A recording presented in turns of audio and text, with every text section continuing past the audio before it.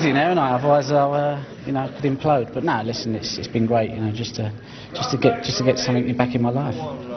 Well, I don't know whether we should say, is it a date, same place, same time next year, or will we see you a couple of times in between? You know, listen, I've had a great time. I've enjoyed every moment, you know, and I love playing.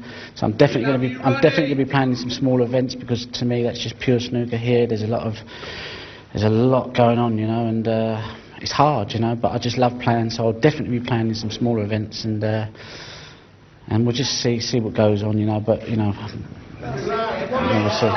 But Sarah Beanie's job in property development is safe for now. You're not going to be going into that. It's still snooker that lights your fire, yeah? Well, I don't want it to be honest. I want to kind of balance it with doing other stuff. I realised that the year out I didn't really miss snooker. I just miss having something to do. So if I can balance it with other things, then that's the way forward for me.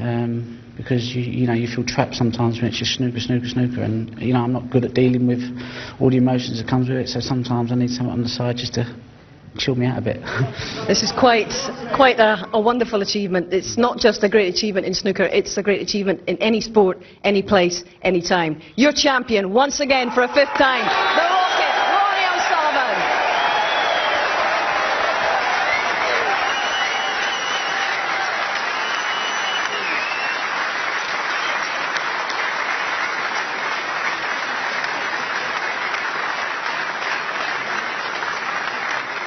Well, ladies and gentlemen, please welcome your presentation party, Barry Orr, the head of public relations at Betfair, and Barry Hearn, the chairman of World Snooker.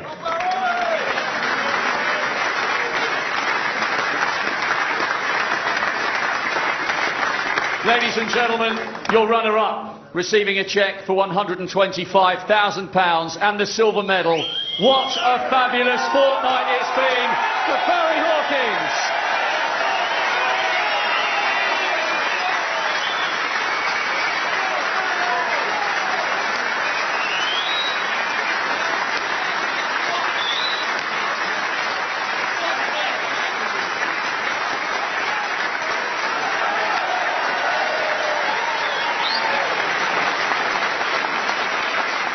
And the winner, receiving a cheque for £250,000, the trophy and the title, 2013 Betfair World Snooker Champion, the Rocket, Ronnie O'Sullivan.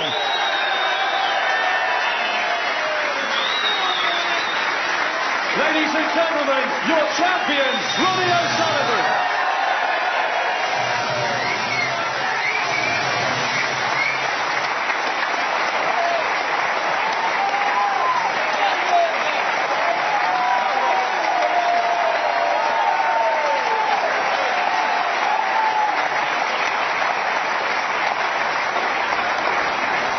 Well, Stephen John, still with me. These are now familiar scenes. Ronnie's done it again, back-to-back world titles. And how much further ahead than the rest was he over the last 17 days, Steve? I think he played snooker to another level, and it's tough for the players to live with him when he's in any type of mental shape.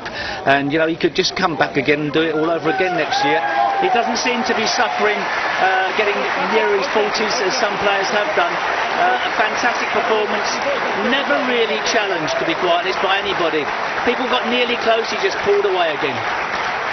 Where does this rank in the all-time list of achievements in your sport, John? I think for him, this is probably his best because of that 11 months stroke 12 months off. I mean, to come here totally cold, not had a match, we were all wondering what the first round was going to be like.